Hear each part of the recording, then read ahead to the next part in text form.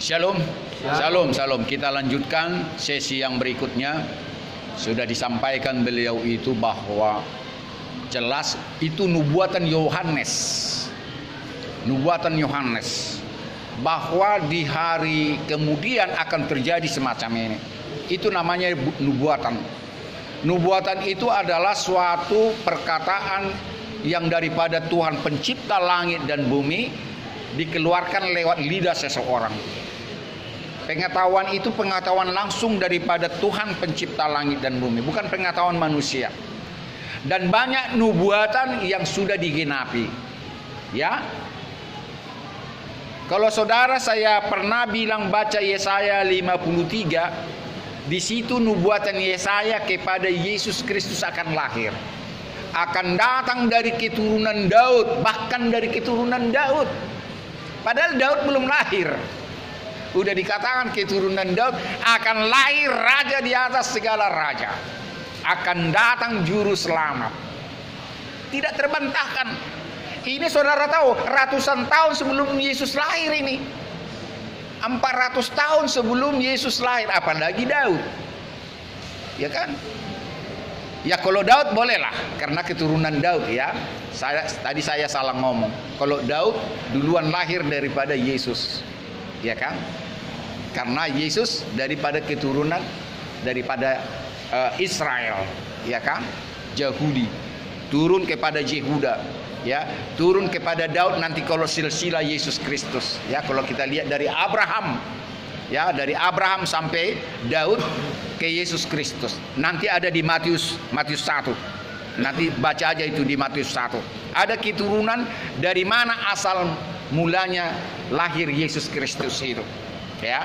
Jadi itu saya katakan, saya tambahkan apa yang disampaikan profesor tadi, bahwa itu nubuatan yang belum digenapi dalam wahyu itu. Jadi banyak nubuatan yang sudah digenapi, termasuk siapa-siapa nabi melalui nubuatan itu. Tidak ada nabi yang jadi tanpa nubuatan.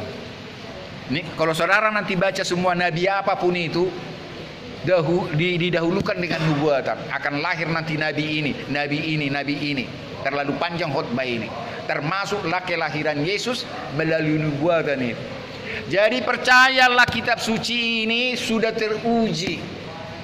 Sudah teruji bahwa banyak nubuatan tidak pernah tidak digenapi. Tentang dia naik ke surga pun sudah disebut, dan dia akan datang, ini yang sedang kita tunggu. Ya, nubuatan yang sedang kita tunggu adalah dia akan datang sebagai raja di atas segala raja, sebagai hakim di atas segala hakim, untuk mengadili orang yang hidup dan yang mati. Dan kedatangan dia nanti sudah dinubuatkan. Perhatikan saudaraku, sebelum dia datang nanti dibangkitkan orang yang hidup dalam Tuhan. Semua. Kalau ada jutaan ya jutaan, kalau ada miliar ya miliar. Saya tidak tahu jumlahnya. Berapa orang yang mati di dalam Tuhan sebelum dia datang dibangkitkan. Tidak satu pun tidak dibangkitkan yang mati di dalam Tuhan bersama-sama orang yang hidup dalam Tuhan. Artinya tidak orang berdosa. Ya kita tidak tahu apakah kita tidak berdosa sekarang ini. Siapa yang hidup di dalam Tuhan pada saat itu naik ke angkasa. Bersama-sama malaikat, nanti ada pertemuan di udara. Ada nanti di sini.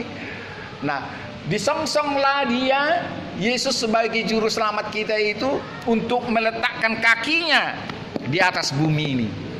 Jadi sekali lagi saya ulangi, nubuatan dalam kitab suci adalah semua orang yang mati di dalam Tuhan, mau beribu tahun dia sudah mati, akan bangkit dari kematiannya. Karena apa? Yesus sudah membuktikan, siapa yang percaya di dalam namaku, siapa yang percaya di dalam Tuhan pencipta langit dan bumi, karena dia pencipta langit dan bumi, dan setia sampai mati, akan dibangkitkan. Inilah nanti hari kebangkitan pertama bagi orang-orang yang hidup, yang mati di dalam Tuhan, bersama orang-orang yang hidup pada saat itu di dalam Tuhan, naik ke awan-awan, menyongsong dia di awan-awan bersama seluruh malaikat di sorga, turun ke dunia ini. Inilah nubuatan yang belum digenapi sekarang ini. Jadi sudah dibaca tadi bagaimana luasnya sorga itu. Sorga itu tidak luas. Ya, ukurannya ini katanya sama dengan ukuran malaikat. Saya pun tidak tahu membayangkan, ya, orang Indonesia ini berapa orang nanti masuk surga. Orang Indonesia lah dulu, janganlah dulu orang Asia, jangan orang Indonesia lah dulu. Negara kita ini berapa orang yang sebetulnya yang masuk surga nanti. Tapi kita jangan gentar, rumahnya sedikit. Saya mau katakan jujur aja, setiap orang yang khususnya orang Batak kalau mati udahlah, udah di surga itu, jangan nangisi lagi. Udahlah sudah di surga itu. Gampang kali bilang sudah di surga. Betul atau betul? Betul. Betul kan? Jangan sesat kawan. Ajaran siapa itu? Kita ini masih rest in peace. Ingat, rest in peace. Beristirahat dengan tenang. Yang semua yang mati, belum ada yang mati itu naik ke surga. Banyak kali penyanyi orang Batak yang menciptakan lagu salah,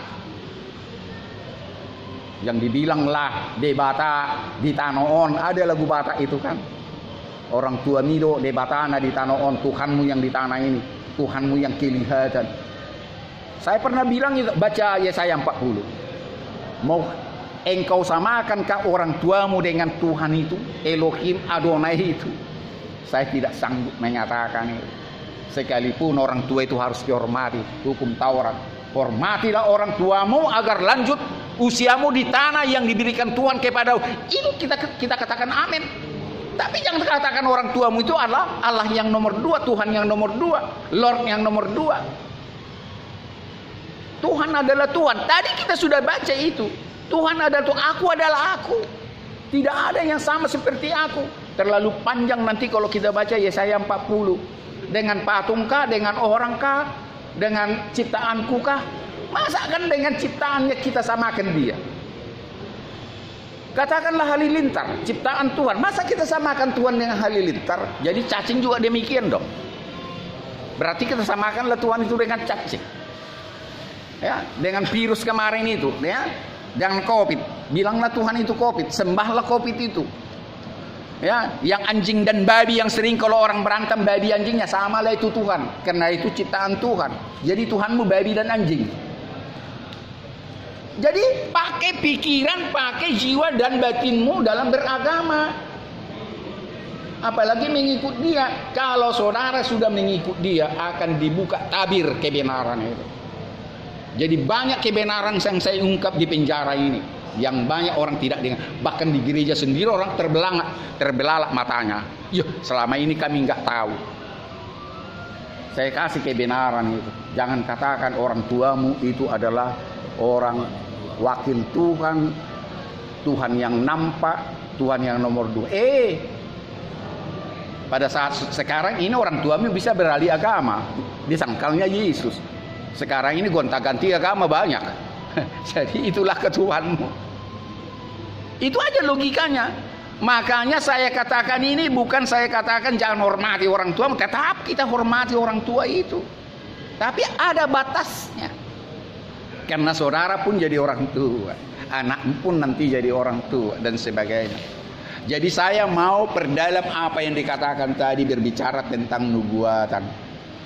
Di dunia ini ada berapa yang saudara tidak tahu. Di komputer ini, di sini saudara bisa cari gampang, ya. Orang terbodoh di dunia bisa dari HP ini, ya. Orang terpintar, tercantik, terjelek, tertinggi, terpendek, tergemuk, ya, banyak dari sini. Apa yang saudara tidak bisa temukan di sini? Saya mau tanya dulu. Ini saya kira belum pernah saudara dengar khotbah saya. Kapan Tuhan datang kedua kali? Nah, amin. Ya, sebutkan namanya dulu. Firman Bramsidauta. Ini anggota polisi, luar biasa. Saudara tidak akan pernah lihat di Google, dimanapun, ya, kedatangan Tuhan itu tepatnya kapan? Tidak seorang pun tahu. Ini, apa lagi? Itu satu lagi apa? Wah, ini hebat ini, saya luar biasa. Coba satu lagi, lengkapi. Kapan akhir zaman? Betul, sama itu. Sama. Atau lagi emang? Enggak tahu? Coba kira-kira pikirkan. Apa yang saudara tidak bisa temukan di sini? Wanita terjelek, tercantik bisa jumpa di sini. Nama-nama presiden bisa. Yang nggak bisa saudara temukan di sini apa? Yang cepat saja, tanggal kematianmu, kawan. Saudara bisa temukan di sini. Amin atau amin? Amin. Tepuk tangan sama Tuhan dulu, jangan sama saya. Ada dua yang tidak bisa diketahui dari teknologi Android tentang kedatangan, sama itu dengan tadi kedatangan dia kedua kali, tidak satu pun menjawab, dan kematiannya sendiri tidak satu bisa menjawab. Mungkin saudara bunuh diri hari ini belum tentu mati langsung, belum tentu, betul. Sekalipun ledakkan badanmu belum tentu mati itu kalau Tuhan nggak cabut nyawamu dari situ. Ada banyak orang bunuh diri nggak jadi, nyangkut lehernya di sini. Nggak mati. Jadi kematianmu tidak akan pernah saudara ketahui. Jadi saya bangga kepada Pak Polisi ini. Jawabannya satu bisa ditemukan, padahal belum pernah saya katakan. Jadi inilah kawan, sudah banyak membuktikan Bible ini bukan omong kosong. Ya, bukan omong kosong. Di sini adalah diary itu artinya catatan harian dari seseorang, yaitu Yesus namanya, ditulis oleh murid-muridnya. Memang bukan Yesus langsung menulis ini, enggak, murid-muridnya yang menulis ini, orang lain. Matius, Markus, Lukas, Yohanes, 3-4-nya ini tidak bertentangan. Nah ini biar kita ketahui. Jadi jangan pernah katakan ini langsung Tuhan menulis ini, tidak. Enggak, ini diary, catatan harian bagaimana kehidupan Yesus dari kecil sampai dia mati. Itulah Injil. Sedangkan nubuatan adalah bagaimana Tuhan berbicara kepada seseorang, katakanlah nabi, ya. Nabi itu ngomong kepada orang lain dan nabi itu menulis. Itulah Yesaya, Yeremia, Yeskiel, Daniel, Hosea, Yoel, Amos, Obadya, Yunus, Mika, Nahum, Habakuk, Zefanya, Hagai, Zakaria, Maleaki. Coba sebut dulu. Gak sanggup? Kenapa saya sanggup? Coba sama-sama kita katakan. Yesaya, Yeremia, Yeskiel, Daniel, Hosea, Joel, Amos, Obadya, Yunus, Mika, Nahum, Habakuk, Zefanya, Hagai, Zakaria, Maleaki. Di sini ada. Jadi jangan tanya, bukan saya hafal itu. Ada banyak doktor teologi yang nggak bisa mengatakan itu. Sama dengan Pancasila lupa bisa. Udah doktor Pancasila 5 aja lupa. Ini mendekati ribuan ayat tidak saya baca lagi, itu udah lengket di sini. Bukan di otakku ya, menyatu. Jadi salah satu saudara yang mau mencintai Tuhan, ini kitab suci. Kalau saudara cari di mana kitab Yesaya, bingung lagi bolak-balik cari di Perjanjian Baru, saya sanksi. Agama Kristennya saya yakin, tapi mengikuti Yesus saya sanksi. Orang yang mengikuti Yesus, dia tahu dari Matius, Markus, Lukas sampai Wahyu, dari Kejadian sampai Maleaki. Bisa Anda dari Kejadian sampai Wahyu? Tidak bisa kan? Saya dari anak SMA sudah tahu saya sampai sekarang. Gak pernah lupa, tidak usah saya ulangi. Habis waktu kita. Bolak-balik itu saya pertanyakan kepada hamba-hamba Tuhan. Bahkan doktor teologi sekalipun tidak sanggup. Saya sanksikan. Betul doktor teologi ya. Tapi kitab-kitab ini tidak bisa disebut satu persatu. Saya mengatakan harus tidak, tapi ini buktinya bahwa dia cinta dengan Tuhan. Ini dibawa-bawanya. Sama aja dengan Pancasila, saudara tidak bisa 5 sila aja. Berarti saudara tidak negarawan. Seorang negarawan. Jangankan 5 sila itu. Wujud pengamalan Pancasila yang jumlahnya 38. Tahu dia 38 wujud dari 5 sila itu. Itu baru negarawan, saya salut. 5 Pancasila aja tidak tahu. Bisa lupa. Jadi seorang hamba Tuhan mencari kitab Yesaya, dicarinya di Perjanjian Baru, sanksi saya itu. Jadi saya mau katakan bahwa terbukti di sini apa dikatakan Wahyu, aku tidak pernah salah memberikan firman kepada orang yang kukasihi. Jadi saya tidak sombong saudara. Tuhan tidak salah memberikan itu kepada. Saya minta ampun sama Tuhan. Saya bukan mencari kemuliaan dari kalian. Apalah arti kemuliaan daripada orang-orang di penjara? Kecil kali saya mencari kemuliaan dari orang-orang di penjara. Kemuliaan dari Tuhan saya terima. Ini wahyu juga. Aku akan memberikan firmanku kepada orang yang kucintai, yang kupilih. Jadi itu saudara tidak akan pernah belajar pun saudara tiap hari. Kalau Tuhan tidak memilihmu, tidak akan pernah lengket ini. Sampai dokter nanti Anda dari sini. Kalau Tuhan tidak memilihmu, percayalah. Amin. Tolong tepuk tangan sama dia. Saya dengar tepuk tanganmu. Sebentar kami minggu depan kami mengajar pasca sarjana. Saya bukan sarjana teologi ya kawan. Saya master hukumnya saya, calon doktor hukumnya saya. Tapi mengajar calon doktor teologi. Aneh bukan? Aneh. Inilah orangnya si botak ini. Bukan sarjana teologi mengajari calon doktor teologi. Tuhan tidak melihat sarjanamu, Tuhan tidak melihat sertifikatmu. Tuhan melihat kebolehanmu. Kalau kau boleh, silakan. Sebentar kami akan buka sekolah pendeta misioner evangelis bersama beliau ini. Tidak perlu saudara tunjukkan sarjana ijazahmu. Tidak tamat SD pun bisa pendeta. Amin. Ya, itu kami terima nanti. Keluar dari sini masuk sama sekolah kami. Kalau soal uang nanti belakang. Jangan pikirkan uang pendaftaran dan sebagainya. Ya, itu tugas kami. Tugas kami sudah dikasih tahu Tuhan sama saya membaptis dalam nama Bapa, Anak dan Roh Kudus. Mau dari gereja manapun saya baptis. Dia Advent, dia Katolik, Mesianis, dia apalagi banyak gereja-gereja. Mari saya baptis. Tidak harus gerejanya membaptis dia. Saya baptis dalam nama Bapa, Anak dan Roh Kudus. Saya baptis menurut Matius 28 ayat 18, 19, 20. Itu dasar saya membaptis. Jadi itu saya bilang, banyak orang di penjara belum pernah dibaptis. Oh Pak, saya waktu kecil saya sudah oh itu memberi nama itu. Itu hanya memberi nama dan menyerahkan dirinya kepada gereja. Itu orang tua. Makanya sampai sekarang banyak gereja yang munafik. Kalau mengikuti karismatik, nanti gengsi dan sebagainya. Tobat gereja ya. Dari penjara ini saya bilang, gereja harus mereformasi. Setiap orang yang engkau baptis jemaatmu adalah orang yang betul-betul menerima Yesus sebagai Tuhan dan Juru Selamatnya secara pribadi. Tidak bisa diwakili opungnya, tidak bisa diwakili orang tuanya. Itu kata kitab suci. Ini kata pendeta botak ini, Daniel Pardede. Saya menangis gereja-gereja yang tidak mau sampai sekarang mereformasi. Ini saya viralkan ini. Apa arti baptisan orang tidak mengerti? Anakmu masih 1 bulan, 2 bulan, 3 bulan, mana mengerti itu? Belum dia sebetulnya beragama Kristen.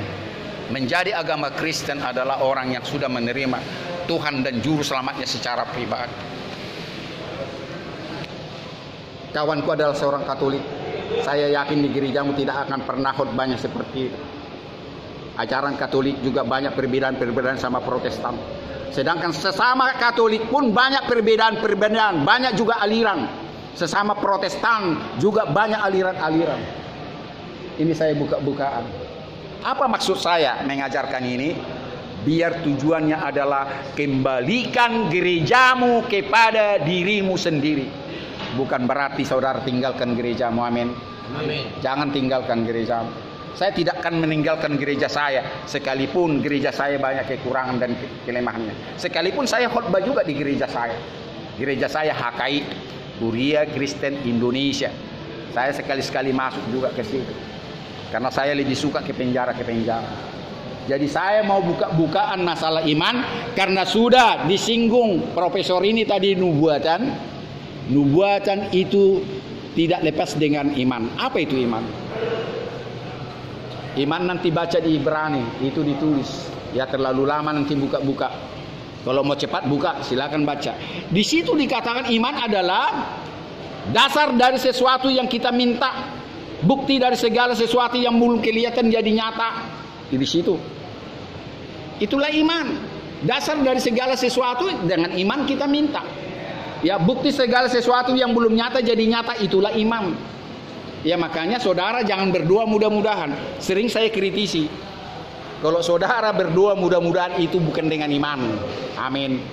Mengerti nggak maksud saya itu? Ngerti? Banyak orang Kristen yang ngaku agama Kristen berdoa mudah-mudahan. Berarti dia tidak beriman. Beriman jangan mudah-mudahan. Pasti. Harus pasti itu iman. Jadi saya sebetulnya sampai malam ini nggak capek saya berbicara tentang ini. Karena banyak kali orang salah menjalankan agamanya. Banyak. Maka itu kembali bolak-balik saya bilang, kembalikan gerejamu kepada dirimu. Gali firman Tuhan kebenaran dari Alkitab ini. Kalau saudara berdoa mudah-mudahan sembuh, kata ya sudah. Saudara tahu apa yang dikatakan Tuhan? Ya udah, mudah-mudahan saya sembuhkan. Amin atau amin? Amin. Amin. Ini luar biasa. Masih bingung nggak? Kita harus percaya. Aku percaya Tuhan, Engkau sudah menyembuhkan dia. Sembuh. Jadi jangan mudah-mudahan. Kalau mudah-mudahan Tuhan bilang. Ya, kalau orang berdoa seperti ya dialah itu. Tapi kalau saudara mengikut Yesus tidak pernah mengatakan mudah-mudahan. Ya, sedangkan dia berapa kali wanita janda baca di sini sering itu yang mengadu sama dia, ada yang pendarahan, ya, dan sebagainya. Sudah, anakmu sudah sembuh katanya. Pulang dia ke rumah, Yesus sudah sembuh. Enggak di muka anaknya itu dia berdoa, enggak dipegang anaknya itu. Udahlah pulang bu, anakmu sudah sembuh. Ada di sini ceritanya. Lama kali kita buka-buka, iya kan? Lazarus sebetulnya bisa dari jauh Tuhan Lazarus sembuh atau bangkit setelah mati, bisa dari jauh dia. Lazarus bangkit dari tidur. Bisa, atau sebelum mati dia. Lazarus sembuh kau bisa. Orang dia Tuhan pencipta langit dan bumi. Bukan dia sekedar manusia. Itulah iman. Ya, ingat bagaimana anggur di Kana? Pesta di Kana, ada pernah pesta di kota Kana itu, ya, bersama mamanya Maria, ya. Banyak kali orang datang berduyun-duyun. Habis anggur, tamu banyak kali. Datang Maria, bunda, anakku. Maria kan tahu dia Tuhan itu, bukan sekedar anak, ya kan? Anakku dibilang, lihatlah tamu itu banyak kali. Lakukanlah sesuatu katanya. Maksudnya Air dari anggur. Cari atau bagaimana lah. Ya, yakin aku bukan dicari, nggak mungkin dicari. Artinya diminta Maria dia menurunkan mujizat. Kalau saudara nanti baca di situ, Yesus jawab apa? Belum saatnya bunda katanya. Belum saatnya. Rupanya inilah saya bilang bahwa gerejamu di tubuhmu, bahwa Yesus berbicara dia sebagai manusia dan Tuhan. Komunikasi dua pribadi itu. Jadi kalau dia juga begitu, kita juga gitu. Iya kan? Jadi apa dikatakan belum saatnya bunda katanya, tapi karena kasihan dia berdatangan, orang berdatangan, dilakukannya juga. Dikumpulkanlah drum-drum yang kosong. Disuruhlah orang isi drum itu dengan air. Dia berdoa, Bapa lakukan sesuatu. Tetap dia sebagai manusia berdoa, Bapak dia juga sebetulnya. Bisa juga dia melakukan itu tanpa bilang Bapak. Orang dia kok Bapak di surga itu. Jadi kita jangan gagal fokus kalau sementara saya bicara Yesus sebagai Tuhan dan Yesus sebagai juru selamat. Ya, jangan gagal fokus. Serupa itu. Terkadang dia berdoa kepada Bapaknya di surga. Bukan berarti dia bukan di Bapak itu. Dia sendirinya itu. Ya kan? Terkadang dia berdoa, Bapa ampunilah mereka sebab mereka tidak tahu apa yang dia sebagai manusia itu ngomong. Padahal sebagai Bapa dia bisa aja sudah kuampuni kalian semua katanya. Tapi nggak sombong dia. Betul atau betul? Betul kan, di kayu salib kan dikatakan sebelum dia mati, Bapa ampuni mereka semua karena mereka tidak tahu apa yang diperbuat dia. Dia tidak sombong, sebagai manusia dia ngomong itu. Padahal dia sendiri bisa mengampuni sebagai Tuhan.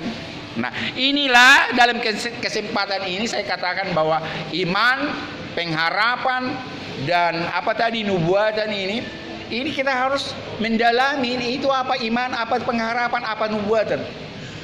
Ya, kalau saudara sudah dinubuatkan jadi nabi, tak bisa saudara bantah.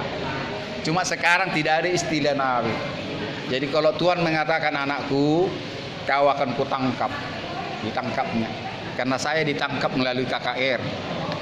Baru pertama sekali KKR, di situ saya ditangkap Tuhan. Kalau Tuhan memang sudah mengatakan Daniel Pardede harus jadi penginjil, ditangkapnya saya kelas 2 SMA. Tak terbantahkan. Ya, padahal saya nggak tahu apa-apa, saya datang. Dari situ saya gila Alkitab, gila Bible ini, gila kita semua, bolak-balik. Mulailah saya khotbah. Kalau orang bilang kesurupan, ya saya kesurupan roh, bukan kesurupan roh jahat. Saya kesurupan Roh Kudus. Jadi saudara juga demikian. Kalau saudara mau, tapi kalau saudara mau belum tentu dia mau, karena dia tidak salah memilih.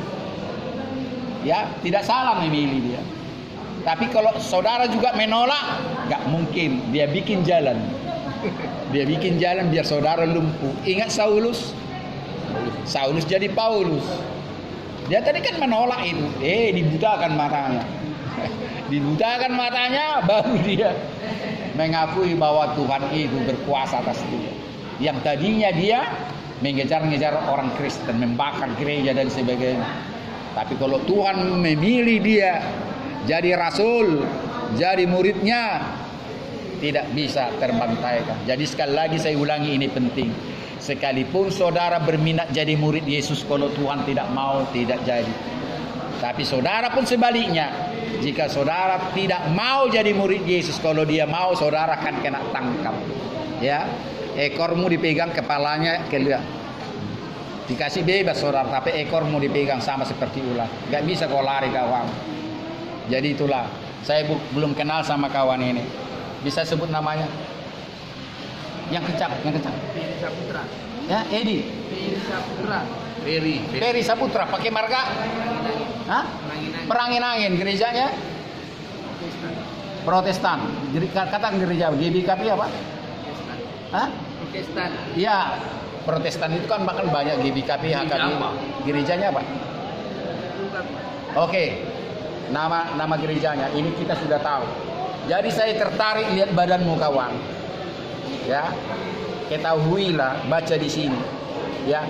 Orang yang mentato badannya tidak akan masuk surga. Ya. Karena itu adalah tubuh Kristus. Ya, tetapi belum selesai kawan. Ini ditonton orang ini, ya, jangan malu. Ya, setiap orang yang mentato-tato badannya, apalagi merubah tubuhnya, ya, yang jantan jadi betina, betina jadi jantan, yang tidak punya buah dada punya buah dada, ya, tidak akan pernah layak masuk surga.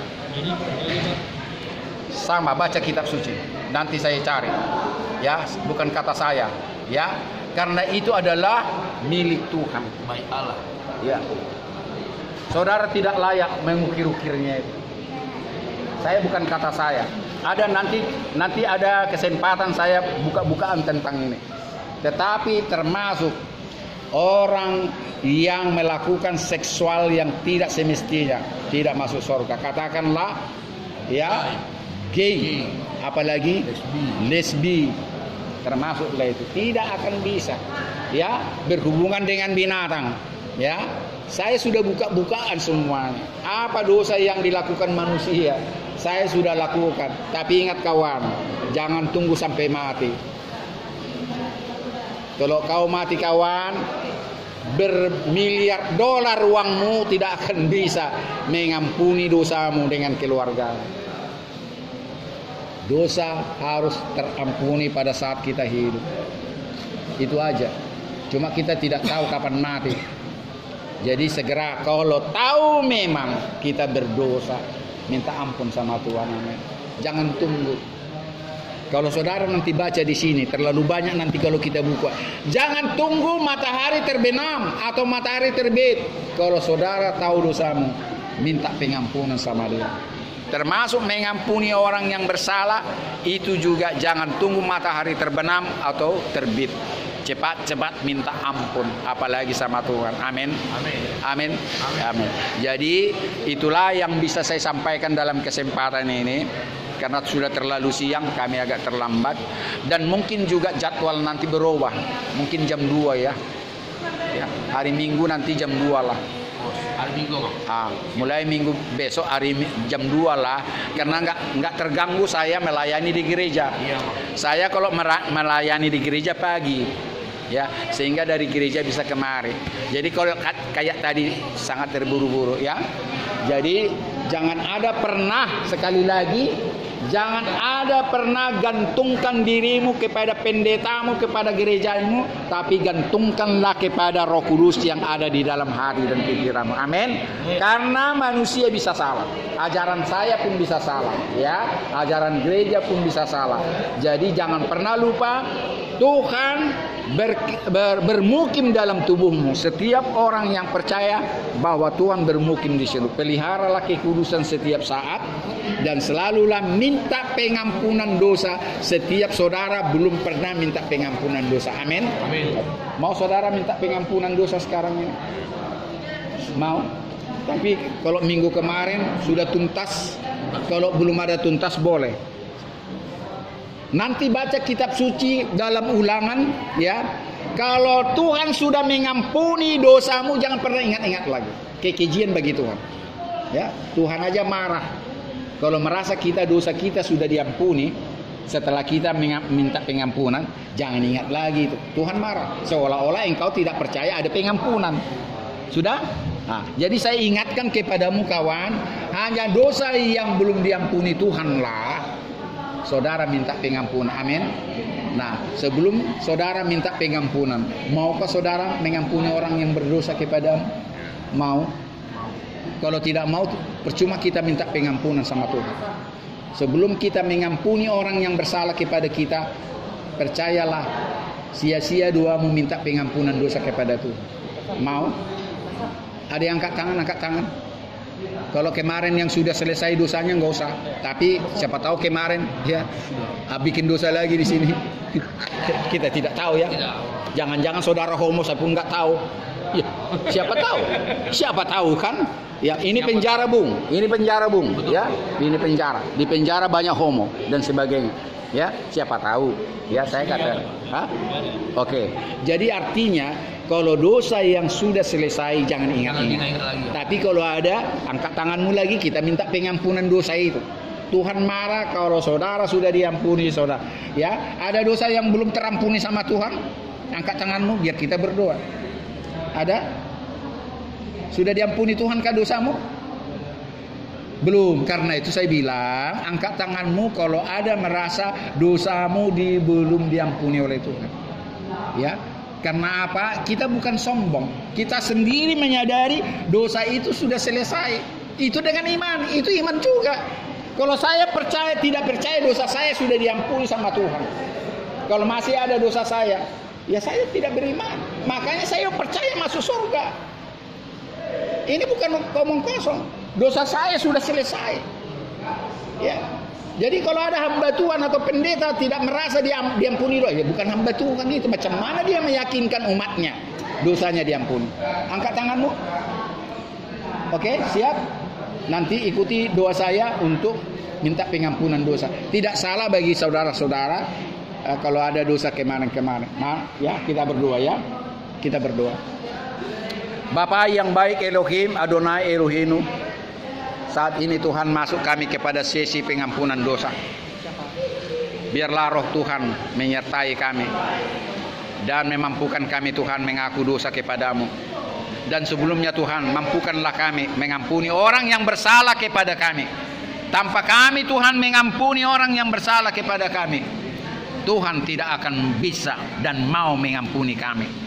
Tuhan, kepada orang yang mau pengampunan dosa kepada saat ini, angkatlah tanganmu, saya akan berdoa secara khusus. Ya, engkau tahu Tuhan tangan-tangan terangkat. Jika Tuhan mereka kemarin-kemarin masih ada dosa yang terselip, yang belum selesai Tuhan saat ini, mereka mau minta pengampunan kepadamu. Dan kami percaya firman-Mu, Engkau tidak akan pernah mengampuni orang yang bersalah siapapun orangnya, tanpa orang itu mengampuni orang yang bersalah kepadanya. Sekarang ini saudara yang angkat tangan, ikutilah doa saya untuk saudara mengampuni orang yang bersalah kepadamu. Tuhan Yesus, Tuhan Yesus, Engkau adalah Tuhanku, Adonaiku, Elohimku, dan Juru Selamatku. Engkau Maha Pengampun. Sebelum Tuhan mengampuni aku, mampukanlah aku mengampuni orang yang bersalah kepadaku, agar Tuhan mengampuni aku. Ingat saudara-saudara akan orang-orang yang tidak pernah saudara ampuni dosanya. Ingat wajahnya, ingat namanya. Saat ini jangan berbohong sama Tuhan. Sama aku saudara bisa berbohong. Kalau saudara ikhlas mau mengampuni dia, ingat wajahnya sekarang ini. Dan katakan namanya di dalam hatimu. Aku sudah mengampuni dia. Katakan, aku sudah mengampuni dia. Tuhan Yesus, aku sudah mengampuni wajah-wajah yang ada dalam hatiku, wajah-wajah yang ada dalam pikiranku, nama-nama yang ada di dalam pikiranku. Ampunilah dia, seperti aku juga mengampuni dia. Terima kasih Tuhan Yesus. Saat ini aku berdoa kepadamu, mampukanlah orang-orang yang sudah kujolimi, mampukanlah orang-orang yang sudah kusakiti hatinya, agar mereka mengampuniku, memaafkanku.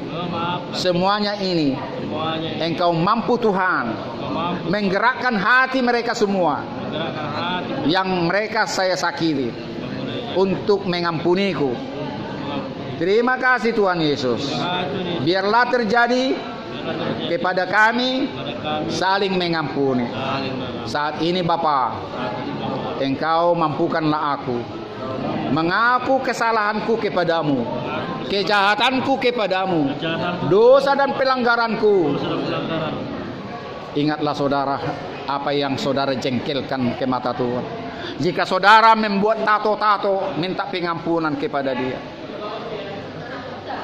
Satu titik tato pun saudara tidak layak membuat itu di tubuhmu. Engkau sudah diciptakan sedemikian rupa.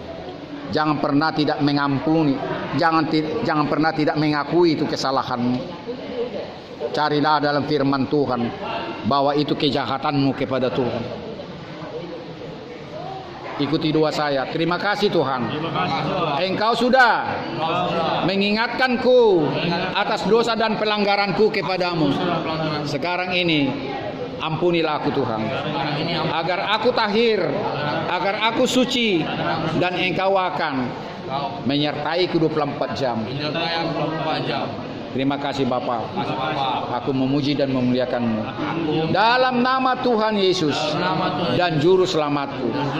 Amin. Kita bangkit berdiri.